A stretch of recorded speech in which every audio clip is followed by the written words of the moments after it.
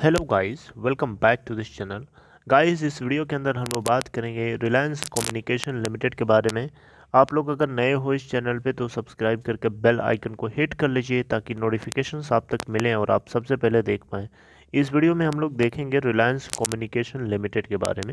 यहाँ पे पहले हम देखते हैं फ्राइडे के दिन क्या हुआ।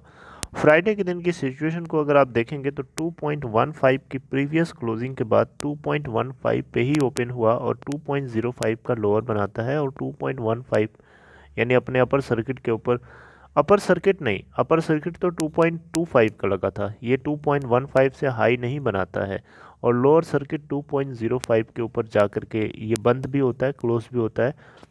और जो कि आप देखें तो 10 पैसे नीचे क्लोज हुआ है, 4.65% डाउन। 11.2 मिलियन यानी 1 करोड़ 12 लाख 28,614 इतनी सारी क्वांटिटीज ट्रेड होती हैं। मार्केट कैप देखें तो 566.93 करोड़ है। बीएससी के ऊपर आप देखेंगे तो 98,67,626 क्वांटिटीज ट्रेड होती हैं और 2.07 के ऊपर यहाँ पे क्लोज होता है, जो कि 4.17% डाउन है। आप अगर क्वेश्चन पूछेंगे कि क्या होगा, अब तो ये गिर रहा है, क्या करें इस सिचुएशन में, क्या ये उत्तम वैल्यू स्टील लिमिटेड की तरह डीलिस्ट तो नहीं हो जाएगा स्टॉक एक्सचेंज से, तो इन सारे क्वेश्चंस का जो जवाब है मेरे पास वो 100% श्योरिटी के साथ नहीं है, क्योंकि मैं कंपनी को ओन नहीं करता हूँ, क्योंकि मुझे इसके बारे में पूरी तरीके से 100% नहीं पता है। लेकिन कुछ एजम्पशंस लगाए जा सकते हैं, जैसे कि सबसे पहले अगर इस क्वेश्चन की बात करें कि अब क्या करें इस सिचुएशन में, काफ़ी गिर रहा है, तो क्या ये 52 वीक लो के आसपास आ चुका है? आपको परेशान होने की इतनी क्या ज़रूरत है? आप देखें यहाँ पे तो 0.62 इसका 52 वीक लो है बीएससी पे, और एनएससी पे अगर आप देखेंगे तो 0.50 समथिंग लो है इसका। आइए देख लेते हैं, 0.60 का लो है। क्या है 0.60 के आसपास आ गया है? नहीं आया है। तो आपको इतनी ज़्यादा टेंशन लेने की ज़रूरत नहीं है, टेंशन ना लो, गिर रहा है गिरने दो, क्या कर सकते हो आप। अभी आप बाई ना करना, बस अभी बाई करोगे खतरा है। मैंने आपको बहुत पहले भी रोका था कि अभी 2 के अराउंड अराउंड जब तक ये घूम रहा है तब तक आप बाई ना करना। बाई की शुरुआत तभी करना जब ये अच्छा खासा नीचे गिर जाए। जैसे 2 रुपये के आसपास अभी ट्रेड हो रहा है ना, ये मान लो कि आने वाले टाइम में 1 रुपये के आसपास पहुंच जाता है, 1 रुपये 10 पैसे या 1 रुपये 20 पैसे या 15 पैसे या 90 पैसे 80 पैसे के आसपास चला जाता है, उस प्राइस जोन में आप जा करके थोड़ा सा बाई कर लो। डिप जब अच्छा खासा डिप में चला जाना नीचे, उस पोजीशन पे थोड़ा सा अपनी पोर्टफोलियो में जो पहले से क्वांटिटीज़ हैं उसको एवरेजिंग करने का थोड़ा सा आप कैपिटल इन्फ्यूज़ कर सकते हो, बहुत थोड़ी सी क्वांटिटी, क्योंकि खतरा है, राइट। आप ज़्यादा लगाओगे बहुत खतरा है इसमें। ओके, तो ये एक तरीका है ना। अभी आपको इस चीज़ को लेकर परेशान होना। अब दूसरे क्वेश्चन का जवाब हम देते हैं, की बात करते हैं कि उत्तम वैल्यू स्टील लिमिटेड का क्या डिलिस्ट हो जाएगा। तो देखो, उत्तम वैल्यू स्टील लिमिटेड को एनसीएलटी मुंबई बेंच ने कार्वल इन्वेस्टर्स, जो कि यूएसए बेस्ड एक हेज फंड था, बेसिकली एक फंड है, फंड हाउस है, उसने इस कंपनी को एक्वायर किया। एनसीएलटी की तरफ से अप्रूवल दिया गया था। तो यहाँ पे यूवीएसएल यानी उत्तम वैल्यू स्टील लिमिटेड को डिलिस्ट इसलिए कर दिया गया क्योंकि यहाँ पे स्टॉक एक्सचेंज के ऊपर देखा जाए तो डिलिस्ट एक्चुअली में होना तो नहीं चाहिए था, क्योंकि देखो कार्वल इन्वेस्टर्स की जिम्मेदारी बनती है कि उसके स्टेक होल्डर्स की टेक केयर करे, ठीक है। उनको कुछ न कुछ उनके पोर्टफोलियो में भी वैल्यू एडिशन होना चाहिए। ऐसा थोड़ा है कि वो बेकार में पड़े हुए बेवकूफ़ बने कंपनी के शेयर लेकर बैठे हुए हैं और आप जब जो मना है वो खरीद के लेकर भाग जाओ। अगर ऐसे आप करोगे तो फिर मार्केट में आप टिक भी नहीं पाओगे ना आगे जा करके। तो ऐसी सिचुएशन आरकॉम के साथ मेरे हिसाब से मुश्किल इसलिए है क्योंकि इसके पास बहुत सारा डेट है।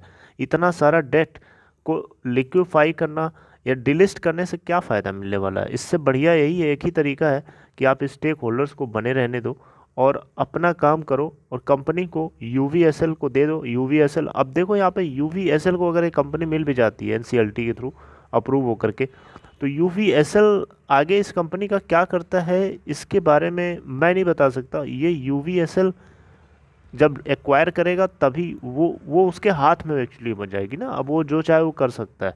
जैसे कार्बन इन्वेस्टर्स के हाथ में अभी भी चाहे तो कार्बन इन्वेस्टर यूवीएसएल के शेयर होल्डर्स को लाइफ टाइम एक एक एक एक तरीके का जीवन दान दे सकता है। ऐसा नहीं है कि मौका नहीं है। स्टेक होल्डर्स उनके अभी पोर्टफोलियो में उत्तम वैल्यू स्टील लिमिटेड की क्वांटिटी शो हो रही है, राइट। तो अभी भी उनको उम्मीद बैठी हुई है कि कारवल इन्वेस्टर्स उनको कुछ न कुछ उनको उम्मीद है कि उनके शेयर्स जो हैं अभी जैसे उत्तम वैल्यू स्टील लिमिटेड है वापस स्टॉक एक्सचेंज के ऊपर लिस्ट होगा, राइट। तो ये एक्वायरर के ऊपर डिपेंड करता है। अब उत्तम वैल्यू स्टील लिमिटेड, अब देखते हैं आगे क्या होता है, पहले तो अप्रूवल मिल जाने दीजिए क्योंकि सबसे ज़्यादा ज़रूरी है। ओके, तो यहाँ पे किसी भी तरीके से कंपनी को काम चलते हुए बनाओ, बैठाओ नहीं, बैठाओगे तो फिर ये कंपनी जितना इतना लॉस लेके बैठी हुई है, और इसका प्रमोटर बिल्कुल किस्मत का मारा हुआ आदमी है। अब सीबीआई जांच चल रही है, जांच भी हो सकती है क्योंकि यहाँ पे स्टेट बैंक ऑफ इंडिया ने ये चीज़ जो है, एक्चुअली ये रूल है तो वो स्टेट बैंक ऑफ इंडिया क्या करे, वो तो करना पड़ेगा, ठीक है। रिजर्व बैंक ऑफ इंडिया की जो सर्कुलर 2016 है उसके अंदर ये चीज़ पूरा पूरा साफ साफ लिखा है।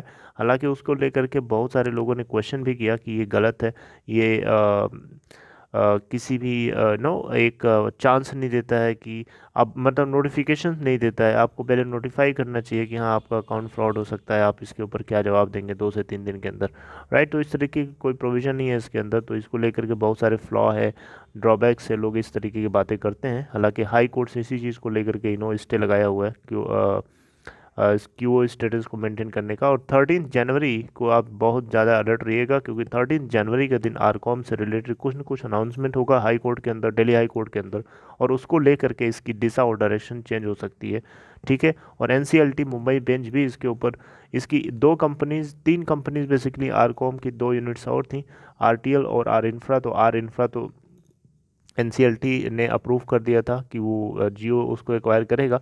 हालांकि आर इंफ्रा के पास बहुत अच्छी खासी एसेट्स हैं, उन एसेट्स को चाहे तो ये किस्मत का मारा आदमी जो है यूज़ करके अच्छे से कर सकता था, लेकिन क्या कर सकते इसका कोई, ठीक है। और जो बची हुई 2 यूनिट्स हैं इनके ऊपर वो अपना डिसीजन कभी भी निकाल सकते हैं। पहले सबसे प्राइमरी हमारा फोकस होना चाहिए 13 जनवरी 2021 को, ओके। तो आप अभी चिंता ना करो, गिर रहा है गिरने दो, कोई टेंशन लेने की ज़रूरत नहीं है, आप कुछ भी नहीं कर सकते इसका, आप गिरने दो, चुपचाप रहो। आप ये बस मनाओ कि गिर के 1 रुपये के आसपास आ जाओ, वहाँ पे आप पक करके मतलब थोड़ा सा लगा के बाई कर लो, थोड़ा सा एवरेजिंग कर लो, राइट। अभी इस पोजीशन पे ना बाई करना बहुत खतरा है, बहुत ज़्यादा नुकसान है, क्योंकि अगर आप बाई करोगे ना तो आपको कुछ मिलने वाला नहीं, आपकी जो प्राइस है, एवरेज प्राइस, वो वहीं की वही रहेगी, बहुत ज़्यादा 10, 15, 20 पैसे नीचे शिफ्ट हो जाएगी, लेकिन सिग्निफिकेंट शिफ्ट देखने को आपको नहीं मिलेगा, कोई फ़ायदा ही नहीं है ना।